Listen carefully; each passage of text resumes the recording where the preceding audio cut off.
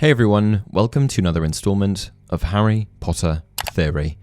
Today we're going to be discussing a secret sorting hat strategy that, if employed correctly, allows any student to be sorted into Gryffindor. Let's dive into it. The sorting hat, a magical artifact at Hogwarts School of Witchcraft and Wizardry, has the essential task of assigning new students to one of the four houses: Gryffindor, Hufflepuff, Ravenclaw, or Slytherin. The hat was created when Godric Gryffindor, founder of Gryffindor, pulled his completely regular hat off of his head and made the suggestion to the other founders that, using their collective magic, they enchant the hat and turn it into a sentient being. The purpose of this was simple. They wanted to leave something behind that could carry on their house legacies long after their deaths. With so much emphasis on how the sorting selection impacts the young witches and wizards, it could be quite easy to take for granted how the sorting hat makes these decisions. That is, it's not surprising that we never hear Harry or others question what the hat's process is for selecting each pupil's house, which serves as their home for the remainder of their time at Hogwarts. After all, it would be easy enough to believe that this process simply just happens. The hat is placed atop each new student's head, and it just knows where to sort each of them. Sometimes the hat announces a pupil's destined house without barely touching the hair on their head. Other times, minutes go by before it shares where a student should be placed. There's even a name for the instances where it takes the sorting hat longer than 5 minutes to decide on a student's house: hat stall. But regardless of how long it takes the sorting hat to come up with an answer, it does indeed provide one, and no one ever thinks twice about the outcome. But in any case, whatever the hat says goes, and according to J.K. Rowling, the sorting hat is notorious for refusing to admit it has made a mistake in its sorting of a student. So, if I had decided to place Harry in Slytherin instead of Gryffindor, young Mr. Potter would have indeed spent his time at Hogwarts in Slytherin House, regardless of how he or others felt about it. Which brings us right back around to the very question of how the sorting hat makes its decisions. So long as the founders were still alive, they could easily select students for their houses themselves. However, upon realizing that they wouldn't be around forever, they decided to leave something behind that was capable of sorting students in their place. Thus, the sorting hat was born. The first important factor here to mention is that each of the Hogwarts founders valued very different things, imbuing their own characteristics into their respective houses. These characteristics would become the defining attributes of each house. These attributes can be summed up in the sorting hat's own words. By Gryffindor, the bravest were, prized far beyond the rest. For Ravenclaw, the cleverest would always be the best.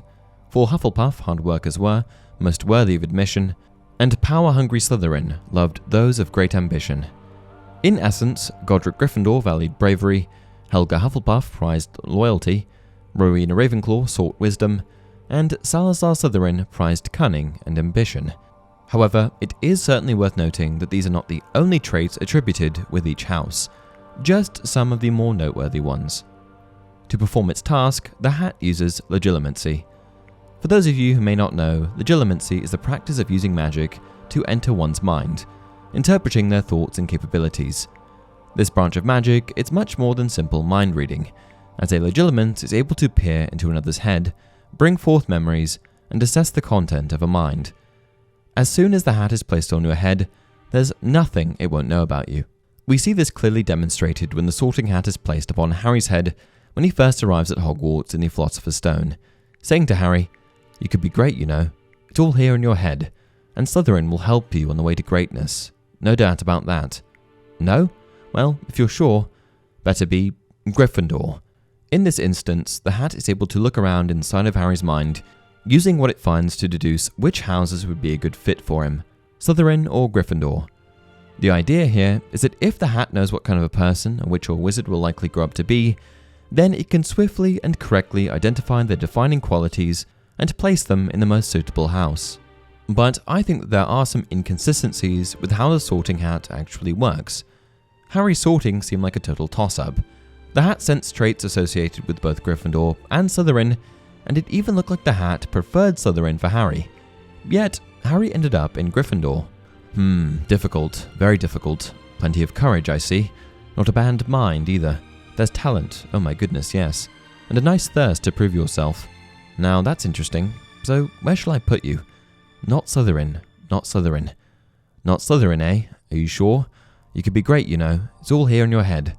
and Slytherin will help you on the way to greatness. No doubt about that. No? Well, if you're sure, better be Gryffindor. And something similar happened to Hermione. On WizardingWorld.com, J.K. Rowling revealed that the Sorting Hat spent nearly 4 minutes trying to decide whether it should place Hermione in Ravenclaw or Gryffindor. However, she did end up getting into Gryffindor like she had wanted. "Well, the Sorting Hat did seriously consider putting me in Ravenclaw during my sorting," said Hermione brightly, "but it decided on Gryffindor in the end." Ron and Neville expressed concerns about being sorted into Gryffindor and not living up to the house's expectations.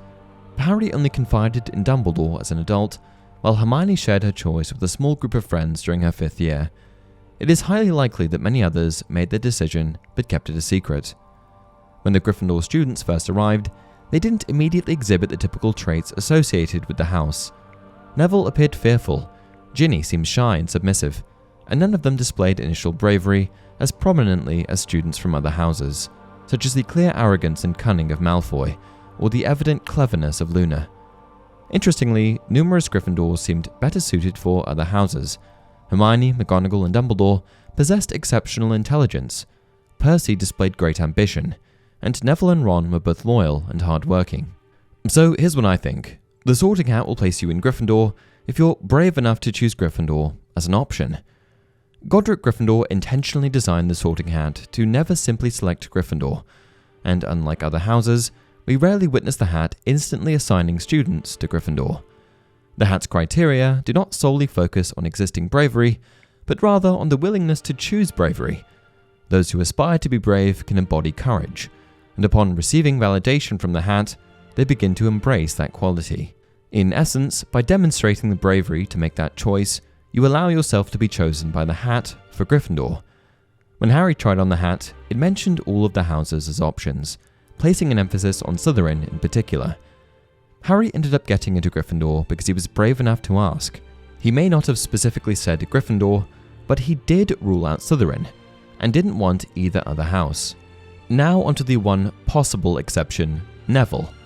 If the hat places you into Gryffindor because you were brave enough to choose Gryffindor, why would Neville, who wanted to be placed in Hufflepuff, end up in Gryffindor?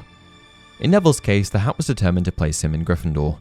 Neville, intimidated by that house's reputation for bravery, requested a place in Hufflepuff.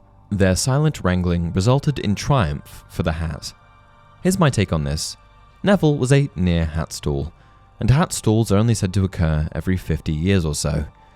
Because of this, it becomes pretty clear that Neville is a bit of an exception to the rule, and given how long the Sorting Hat deliberated on its choice for Neville, it's likely that Neville genuinely did exhibit traits associated with both houses.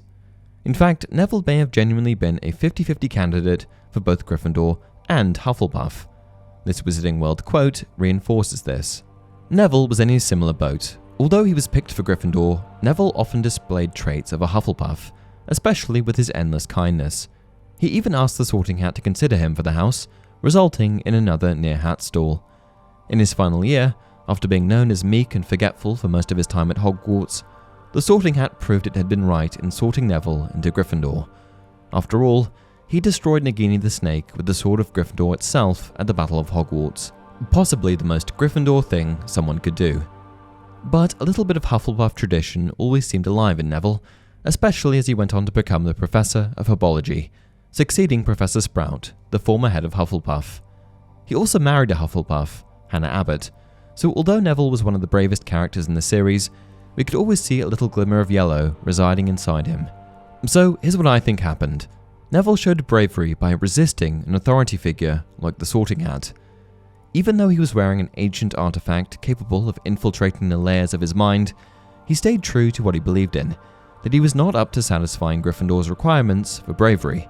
But what Neville didn't realize here is that this action in and of itself showed bravery, further convincing the Sorting Hat that Gryffindor was the appropriate choice. It wanted to consider Neville's choice, but ultimately the Sorting Hat knew best. At the end of the day, we have to remember that the Sorting Hat is an incredibly powerful artifact capable of analyzing the mind on a deeper level than we could possibly imagine. It's also important to note that the hat has a tendency to place students in houses based on the qualities they value, and not necessarily the qualities that they actively personify. It can detect nascent qualities in a student, and will generally place them in the house that will challenge them the most, putting their character to the test. Neville is possibly the best example of this. And that concludes today's topic. What did you think of this theory? Can you will your way into Gryffindor by being brave enough to make the choice? Let me know your thoughts in the comment section down below.